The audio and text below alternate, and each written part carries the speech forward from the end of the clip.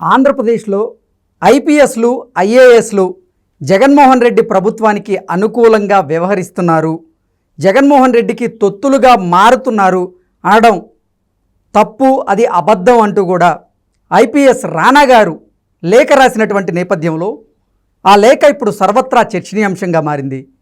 ఈ నేపథ్యంలో ఈ అంశానికి సంబంధించి మనతో మాట్లాడేందుకు ప్రముఖ రాజకీయ విశ్లేషకులు రాజేష్ అప్సాని గారు మనతో ఉన్నారు. సార్తో మాట్లాడదాం. సార్ నమస్తే. సార్ నమస్కారం. సార్, ఆంధ్రప్రదేశ్లో ఐపీఎస్లు ఐఏఎస్లు జగన్మోహన్ రెడ్డికి అనుకూలంగా వ్యవహరిస్తున్నారని కేంద్ర ఎన్నికల సంఘం కొంతమంది మీద వేటు వేసింది. ఆ ప్లేసుల్లో వేరే వారిని కూడా బాధ్యతలు స్వీకరించేలా చేసింది. అయితే ఇప్పుడు అసలు ఐపీఎస్ల మీద ఐఏఎస్ల మీద ఇలాంటి ఆరోపణలు చేయడం తప్పు అంటూ కూడా రాణా గారు లేఖ రాయడం ఇప్పుడు సర్వత్రా చర్చనీయాంశంగా మారింది. ఏంటి సార్, దీన్ని ఎలా చూడొచ్చు మనం? ఇప్పుడు కాంతిలాల్ రాణా గారు ఐపీఎస్ సంఘం కార్యవర్గ సభ్యుడిగా ఆయన కోడ్ ఆఫ్ కాండక్ట్ అమల్లో ఉండగా ఒక మీడియా సంస్థకి ఆయన లేఖ రాయటం జరిగింది. ఐపీఎస్ అధికారుల ఇంటెగ్రిటీకి సంబంధించిన అంశం ఇది అని చెప్పని. ఎస్, ఐపీఎస్ అధికారులు ఆల్ ఈజ్ వెల్ అనే స్థితిలో ఉన్నారు అనుకుంటే ఇదే కాంతిలాల్ రాణా గారు ప్రజలకి ఇవ్వాల్సిన వివరణ ఏంటి అంటే, ఇద్దరు డీజీపీలు గౌతమ్ సవాంగ్ గారు, కాసిరెడ్డి రాజేంద్రనాథ్ రెడ్డి గారు ఎందుకు గౌరవ హైకోర్టు మెట్లెక్కి గౌరవ హైకోర్టు దగ్గర చేతులు కట్టుకొని మేము పరిధి దాటి ప్రవర్తించాం మా పోలీసులం అని చెప్పని సంజయ్ ఇచ్చుకున్నారు. ఆ వివరణ ఇచ్చుకునే పరిస్థితులు ఎందుకు ఉత్పన్నమైనవి? ఇవాళ పోలీసింగ్ అంతా సక్రమంగా జరుగుతుంది అని చెప్పని కాంతిలాల్ రాణా గారు చెప్పదలుచుకుంటే ఇవాళ ఎన్ని సందర్భాల్లో పరిధి దాటి ప్రవర్తించిన పోలీసింగ్ గురించి చెప్పొచ్చు మనం. ప్రధాన ప్రతిపక్ష నాయకుడు చంద్రబాబు నాయుడు గారు ఆయన సొంత నియోజకవర్గ పర్యటనకి వెళ్తుంటే అక్కడ డిఎస్పీగా ఉన్న సుధాకర్ రెడ్డి ఎందుకు ఆయనకు అడ్డంకులు సృష్టించే ప్రయత్నం చేశారు? ఆయన చేత అలా సృష్టింపజేసిన ఉన్నతాధికారులు ఎవరు? ఎవరి ఆదేశాలతో ఆ సుధాకర్ రెడ్డి ప్రధాన ప్రతిపక్ష నాయకుడిని అడ్డుకునే ప్రయత్నం చేశాడు?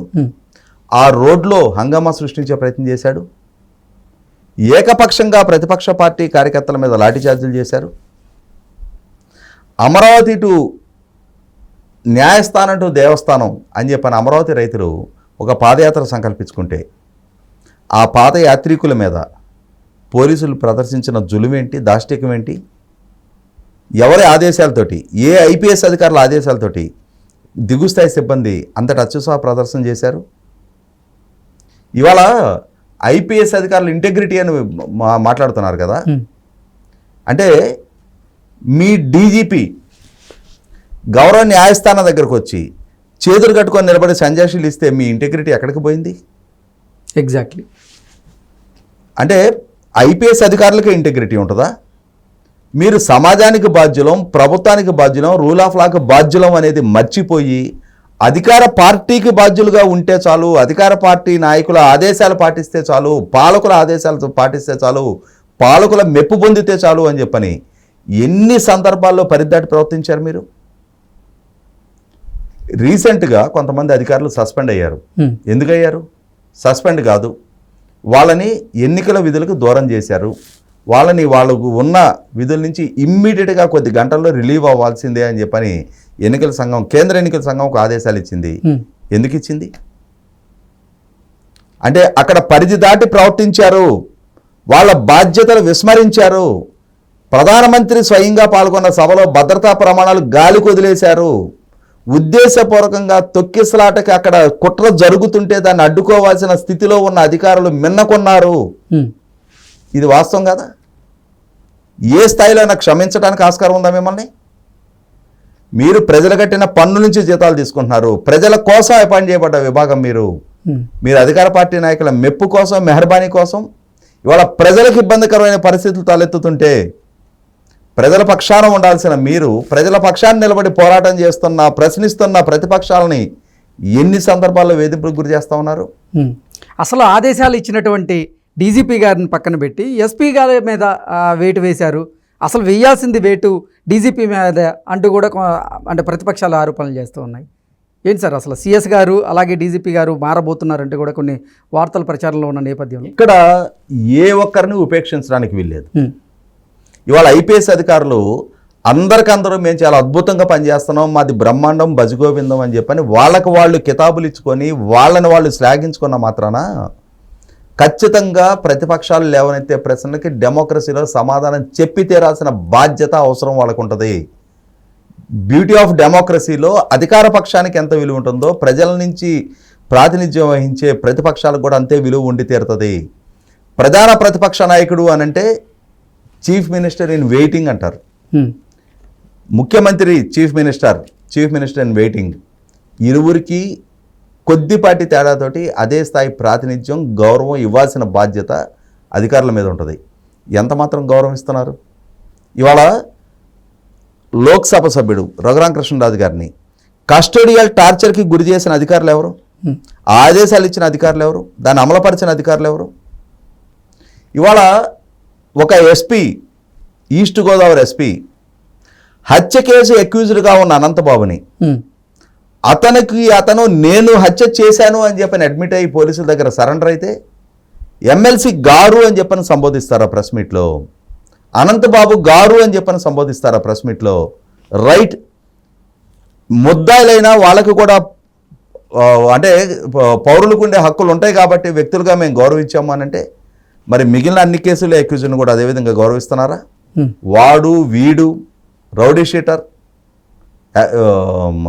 హ్యాబిచువల్ అఫెండర్, ఇవి కదా పోలీసులు వాడే పదాలు.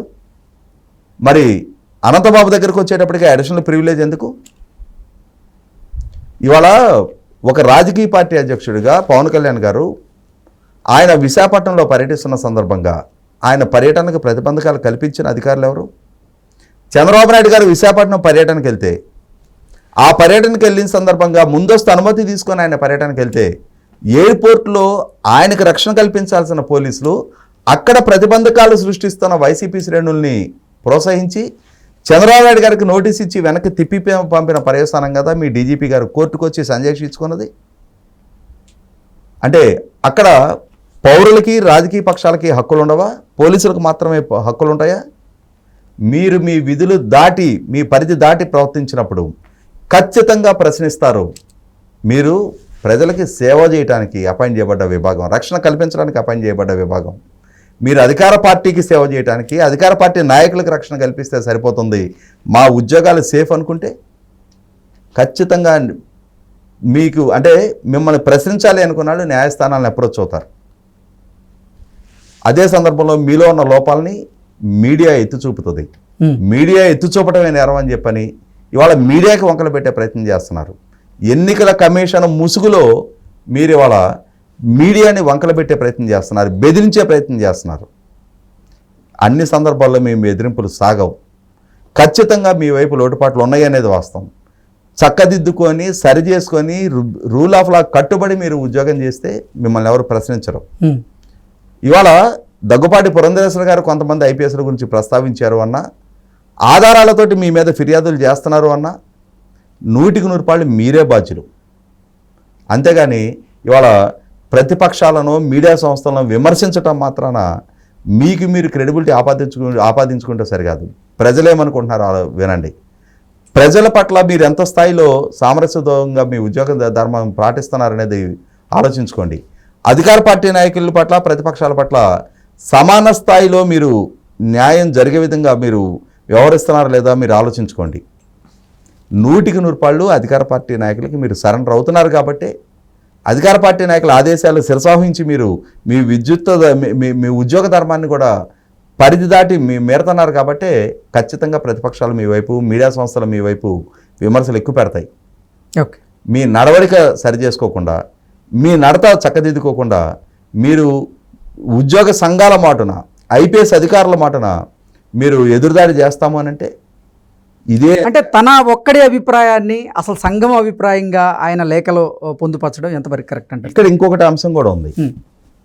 మీ సంఘంలో మీ అందరికన్నా సీనియర్ డీజీపీ క్యాడర్లో ఉన్న ఏబి వెంకటేశ్వరరావు గారిని ఉద్దేశపూర్వకంగా ఈ ప్రభుత్వం అధికారంలోకి వచ్చిన వెంటనే సస్పెండ్ చేసిన రోజున ఎక్కడున్నారు మీరందరూ?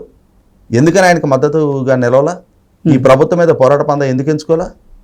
ఎందుకు ఎంచుకోలేదు అంటే మీ వ్యక్తిగత స్వార్థం. ఇవాళ ఆల్ ఇండియా సర్వీస్ అధికారులకు సంబంధించిన సర్వీస్ రిజిస్టర్లో రిమార్కు రాసే అవకాశం, అధికారం జగన్మోహన్ రెడ్డి గారు తన వద్ద పెట్టుకున్నారు కాబట్టి ఇవాళ జగన్మోహన్ రెడ్డి గారికి మీరు సరెండర్ అయిన పర్యవసానం ఇవాళ మీ సంఘ సభ్యుడికి అసలు సిసలు నష్టం జరిగితే, ఏబీ వెంకటేశ్వర గారిని సస్పెండ్ చేసి ఆయన ఉద్యోగానికి దూరం చేసే ప్రయత్నం చేస్తే, అన్యాయంగా కేసులు నమోదు చేస్తే గొంతు పెగల్చని మీకు ఈరోజు ప్రతిపక్షాలని, మీడియా సంస్థల గురించి ప్రశ్నించే నైతికత మీకుందా? మీ సంఘ సభ్యుడికి అన్యాయం జరిగితే స్పందించలేని మీ నిస్సహాయత, మిమ్మల్ని నిస్సహాయత అనాలా, జగన్మోహన్ రెడ్డి గారి పట్ల స్వామి భక్తి అనాలా? మీరే ఆలోచించుకోండి. Okay sir, thank you so much.